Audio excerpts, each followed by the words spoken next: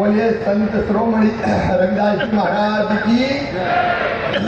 आवाज जोर से आनी चाहिए कि एक दिन लेट यात्रा शुरू हो रही मेरे का तो खाना तो पच गया। बाद में बहन जी पहले कार्यक्रम हो जाने दो। संत रविदास जी महाराज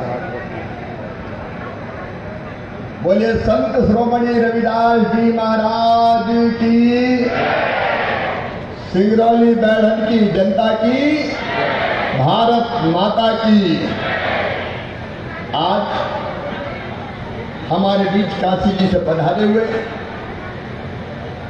श्रेष्ठ संत आदरणीय भैयालाल भगत जी, आदरणीय रमाशंकर जी, आदरणीय कन्हैया लाल जी, रमाकांत जी, राम सजीवन जी, प्रेमलाल जी, हमारे लोकप्रिय सांसद बहन श्रीमती रीति पाठक जी,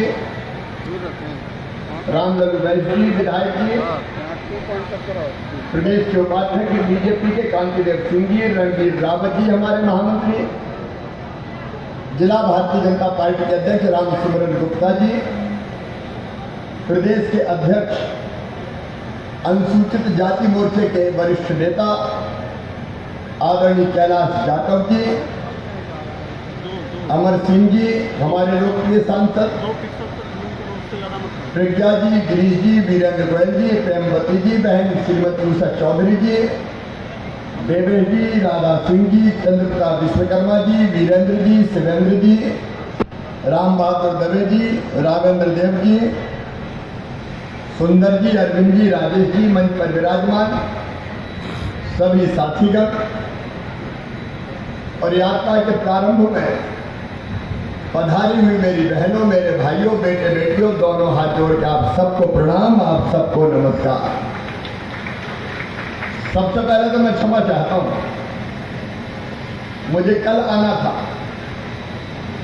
और रात में भी यहीं रुकना था और रात में भी कई लोगों से मिलना था। आवाज आएगी इसकी पूरी।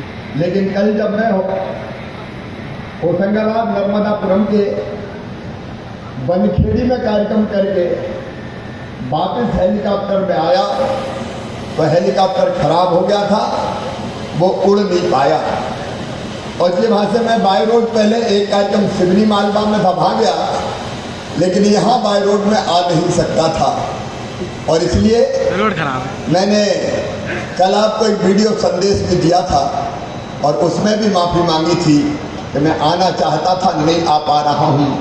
मैं आभारी हूँ आप सबका कि आपने ये फैसला किया कि जो यात्रा सिंगरौली से प्रारंभ होनी थी वो कल के बजाय आज जब मैं आऊँगा तब निकलेगी। मैं धन्य हो गया संत रविदास जी के चरणों में प्रणाम करके। सचमुच में अद्भुत संत रविदास जी, संत श्रोमणी संत रविदास जी 1433 की माघ श्री 15 दुखियों के कल्याण प्रगटे श्री रविदास। भारतीय संत परंपरा के जो शिरोमणि थे ऐसे संत रविदास जी महाराज, उन्होंने जाति पाति छुआ छात और कुप्रथाओं सबका जमकर विरोध किया। वो सामाजिक सद्भाव, समरसता और समानता की मुखर वाणी थे। वो स्वभाव से परोपकारी थे, दयालु थे, विद्भासु थे। वो चर्म शिल्पी थे, लेकिन चर्म शिल्पी अपनी मेहनत से चर्म शिल्पी के रूप में जो कमाते थे वो भी दीनों दुखियों में बांट दिया करते थे। जितना आता था वो सब बांट देते थे। उनके पिताजी ने इसलिए उनको घर से अलग भी किया कि शायद लड़का सुधर जाए, लेकिन संत रविदास जी तो जैसे परोपकार के लिए ही जन्मे थे। समरसता के ऐसे अग्रदूत कई पंक्तियां मुझे बचपन से याद है।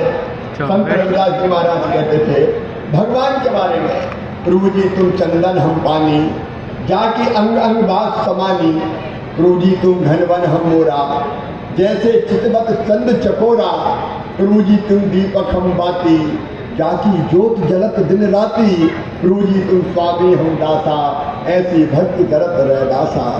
ऐसे थे भक्त रैदास जी, अद्भुत संत। उन्होंने अपने विचार और वाणी से मानवता के कल्याण का मार्ग प्रशस्त किया।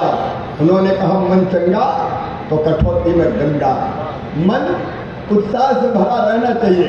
अगर मन में भगवान और कर्मों में हम ध्यान से लगे रहते हैं तो वो कहते थे भगवान तो तुम्हारे घर में ही तुम्हें दर्शन देंगे।